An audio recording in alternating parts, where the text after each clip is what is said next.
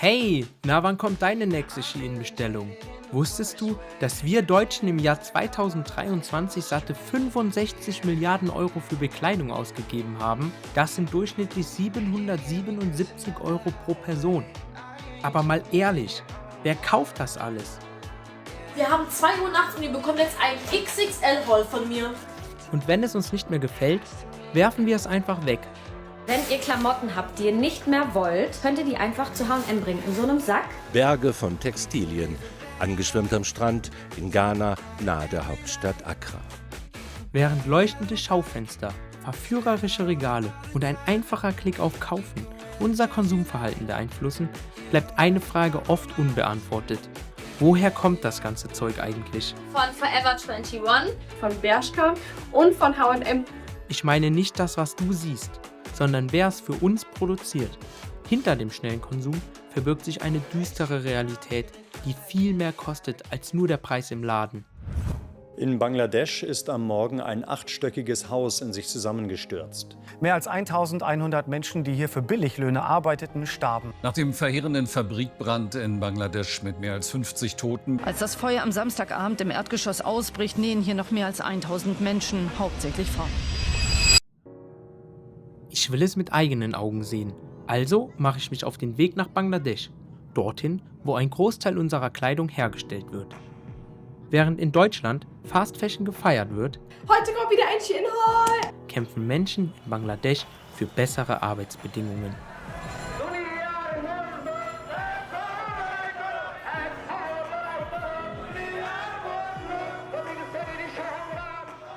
Heute gehen sie auf die Straße aus gutem Grund.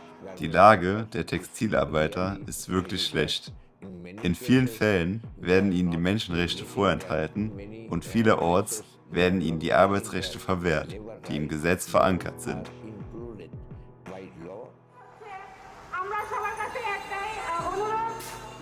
Mein Name ist Munia.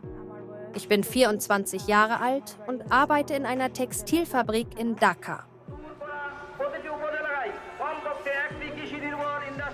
Meine Aufgabe bei der Demonstration ist es, die Arbeiterinnen zusammenzubringen und dafür zu sorgen, dass alles reibungslos läuft.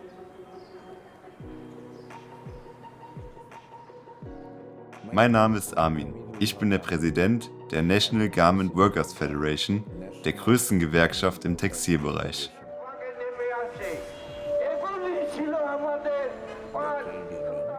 Die Gewerkschaft kämpft vor Ort für bessere Arbeitsbedingungen der Arbeiter.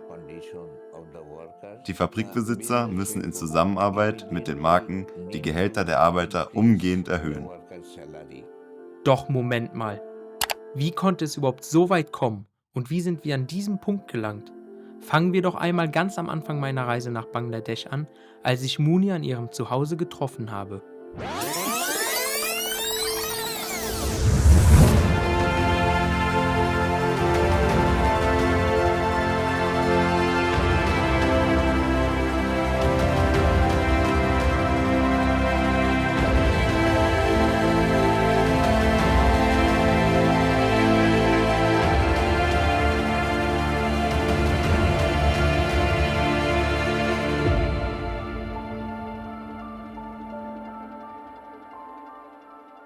Munia hat mich am Morgen zu sich nach Hause eingeladen, um mir ihren Alltag zu zeigen.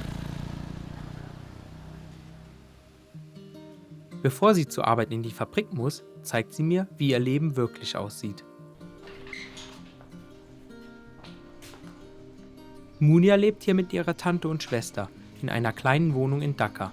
Platz gibt es kaum, Privatsphäre noch weniger. Ich zeige euch jetzt mein Zuhause. Das ist mein Zimmer. Hier schlafe ich zusammen mit meiner Tante.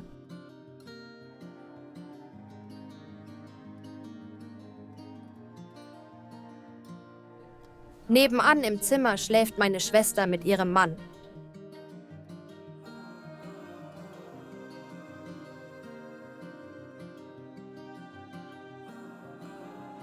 Ich bin heute um 6 Uhr aufgewacht. Das frühe Aufwachen morgens fällt mir schwer. Morgens steht eine Schlange vor der Küche und dem Bad. Das ist die Gemeinschaftsküche. Sie kochen hier das Essen für heute.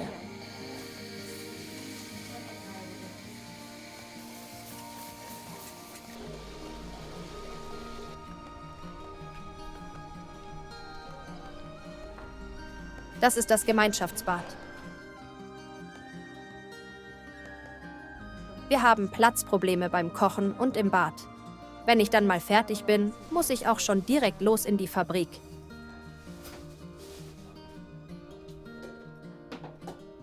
Es ist 7:30. Ich gehe jetzt los zur Fabrik. Von hier aus brauche ich 20 Minuten. Als Munia das Haus verlässt, halte ich mich im Hintergrund. Es wäre riskant für sie, mit mir gesehen zu werden. Für viele junge Frauen ist dieser Job die einzige Möglichkeit, Geld zu verdienen, unabhängig vom Lebenspartner. Ich kam mit meiner Tante nach Dhaka. Als ich hierher kam, erfuhr ich von den Textilfabriken und fing an, in einer zu arbeiten. Meine Arbeit dient vor allem dazu, meine Familie zu ernähren. Ohne mein Einkommen hätten wir kaum etwas zu essen.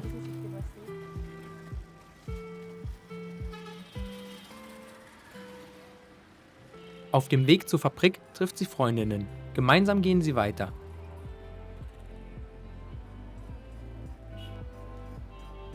Doch der lange Weg und die vielen Überstunden gehen nicht spurlos an ihr vorbei. Wenn ich weniger Überstunden mache, verdiene ich zu wenig. Wenn ich mehr arbeite, bekomme ich gesundheitliche Probleme. Meine Hände schmerzen. Ich habe Kopfschmerzen und Rückenschmerzen, weil ich mich aufgrund des enormen Arbeitsdrucks kaum bewegen kann, während ich arbeite.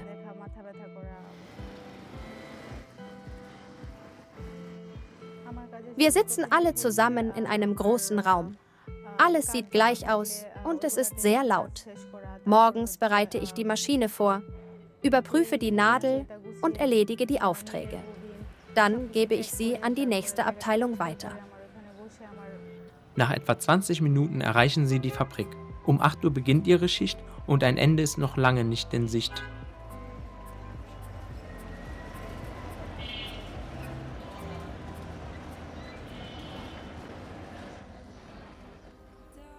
Eigentlich wollte ich Munia heute in ihrer Fabrik besuchen, doch leider habe ich keine Drehgenehmigung erhalten. Doch ich will es mit eigenen Augen sehen. Also mache ich mich auf den Weg in ein Viertel, das für die Textilproduktion bekannt ist.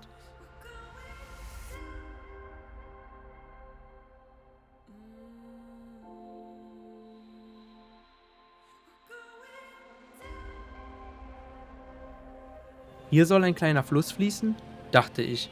Doch statt sanften Plätschern erwartet mich eine bunte Plastiklandschaft mit chemischen Abwässern. Es stinkt nach verbranntem Gummi und altem Abfall, nicht gerade eine Postkartenidylle.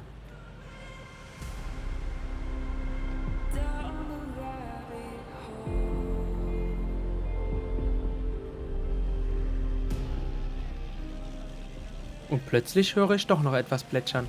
Doch es ist bloß das Abwasser der Textilfabrik, das direkt in diesen Müllstrom geleitet wird. Armin weiß genau, wie wichtig eine nachhaltige Zukunft für die Textilindustrie ist. Nicht nur für die Arbeiterinnen, sondern auch für die Umwelt. Nachhaltigkeit und Fairness sind für die Zukunft der Bekleidungs- und Textilbranche absolut entscheidend. Wenn Unternehmen nicht nachhaltig handeln und dabei nicht alle Anforderungen erfüllen, sowohl für die Arbeiter als auch für die Umwelt und das Klima, dann ist das kein echtes Nachhaltigkeitskonzept. Nachhaltig zu sein bedeutet, die Bedürfnisse der Beschäftigten zu berücksichtigen, die Umwelt zu schützen und das Klima zu bewahren, damit es nicht weiter geschädigt wird. Darum ist es für die Firmen ein Muss, den gesamten Produktionsprozess fair und verantwortungsvoll zu gestalten. Sie müssen die Rechte der Arbeiter wahren und auf eine gesunde Umwelt achten. Nur so kann die Branche wirklich nachhaltig werden. Doch einen direkten Einblick in die Produktionshallen habe ich bislang noch nicht bekommen. Aber ich gebe nicht auf. Am Abend gehe ich in eine Shopping Mall. Unten wird Kleidung verkauft, doch ein Verkäufer deutet an, dass weiter oben produziert wird. Über dunkle Treppenhäuser steige ich immer höher, vorbei an leerstehenden Etagen.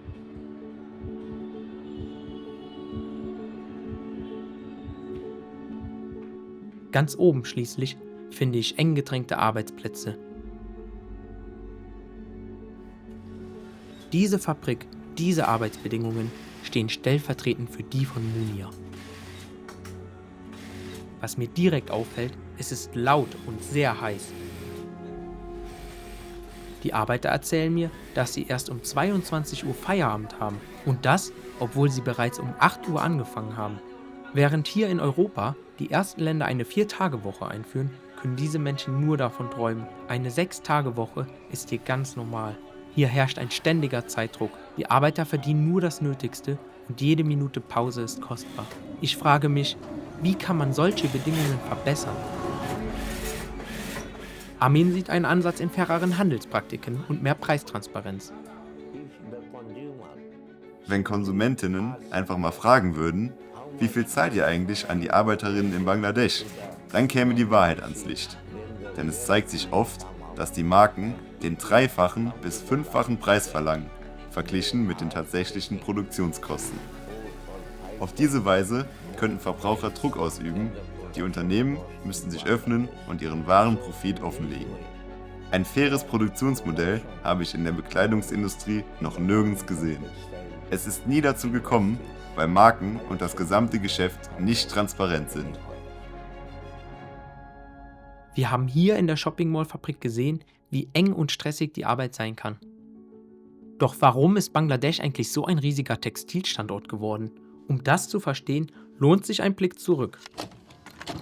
1971 wurde Bangladesch unabhängig von Pakistan.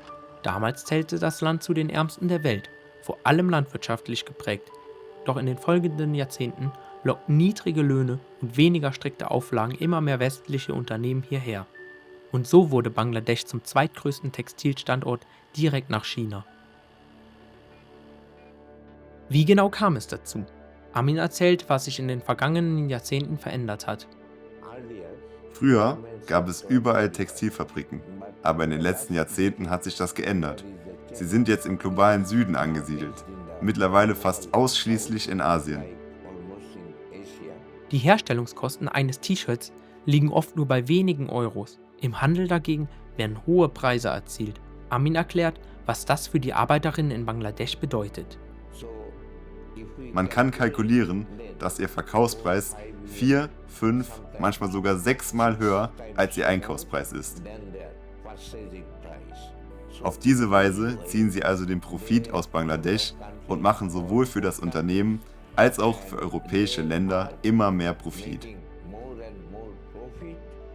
Dann zahlen sie den Textilarbeitern immer weniger Lohn und ihr Lebensstandard ist sehr, sehr niedrig. Diesen Mechanismus nutzen sie also, um unser Volk auszubeuten, unsere Arbeiter auszubeuten, unsere Industrie auszubeuten, unsere Fabrikbesitzer auszubeuten, unser Land auszubeuten und sie werden immer reicher. Die Konzerne sichern sich so ihre hohen Margen, während Bangladeschs Arbeiterinnen von fairen Löhnen weit entfernt bleiben. Doch ein Boykott von Kleidung aus Bangladesch wäre auch keine Lösung.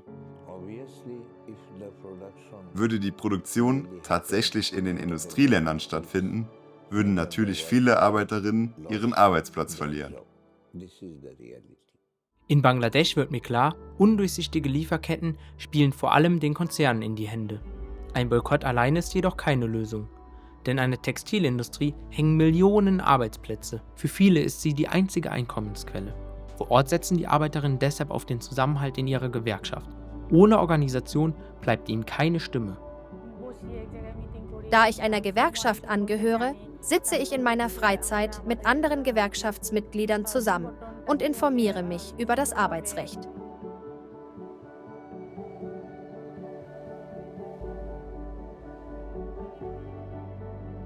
Wir sprechen auch darüber, wie wir uns besser organisieren und unsere Gewerkschaft stärken können. Viele Arbeiterinnen wissen nicht, was ihnen alles zusteht. Wenn wir die letzten 40 bis 50 Jahre betrachten, ist dies die schlimmste Zeit für die Textilarbeiter.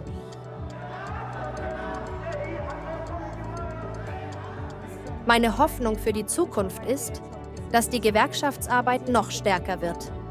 Zusammen können wir uns organisieren, sodass jeder das Arbeitsrecht versteht, damit wir andere dazu ermutigen können, für ihr Recht zu kämpfen.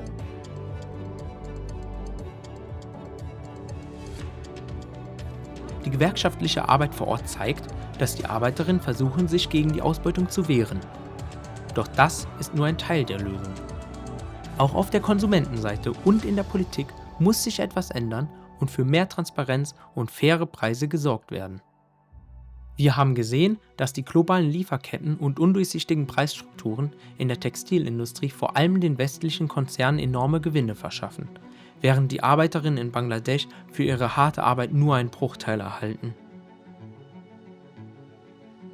Die Frage stellt sich, was wäre, wenn wir beim Einkaufen nicht nur den Preis des Kleidungsstücks sehen würden, sondern auch, wie er sich zusammensetzt. Ein Preistransparenzgesetz könnte genau das vorschreiben. Jedes Kleidungsstück zeigt, wie viel davon in die Produktion geht, wie viel an die Arbeiterinnen fließt und wie viel als Gewinn beim Unternehmen bleibt. Wenn ein T-Shirt 30 € kostet, aber nur 1 € bei den Textilarbeiterinnen ankommt, wird sofort klar, da stimmt etwas nicht. So könnten wir bewusster entscheiden, unterstütze ich diese Preisstruktur oder nicht. Alle Beteiligten müssen transparent werden und ihre Geschäfte offenlegen und fair abwickeln. Dann, denke ich, können wir diese höchste Form der Ausbeutung in die niedrigste Form der Ausbeutung bringen. Neben politischen Maßnahmen und einer gerechteren Preisgestaltung liegt auch in der Hand der Konsumentinnen ein wichtiger Hebel. Amin rät an alle Konsumenten auf der Welt: Bitte kaufen Sie weiterhin Kleidung aus Bangladesch. Gleichzeitig empfehle ich Ihnen, wenn Sie sich Kleidung kaufen, fragen Sie die Marken. Unter welchen Bedingungen arbeiten die Textilarbeiter in Bangladesch, die dieses Shirt für mich herstellen? Ich würde mich freuen, das zu erfahren. Ich denke, das wäre ein Weg in die richtige Richtung. Amin bringt es auf den Punkt. Ohne Transparenz gibt es keine Gerechtigkeit. Wenn wir sehen könnten, wie viel ein T-Shirt wirklich in der Produktion kostet, wenn klar wäre, welcher Anteil an die Arbeiterinnen geht, könnten wir bewusster konsumieren und somit Druck auf die Marken ausüben. Amin glaubt, dass Transparenz der Schlüssel ist und vielleicht ist es an der Zeit, genau hier anzusetzen.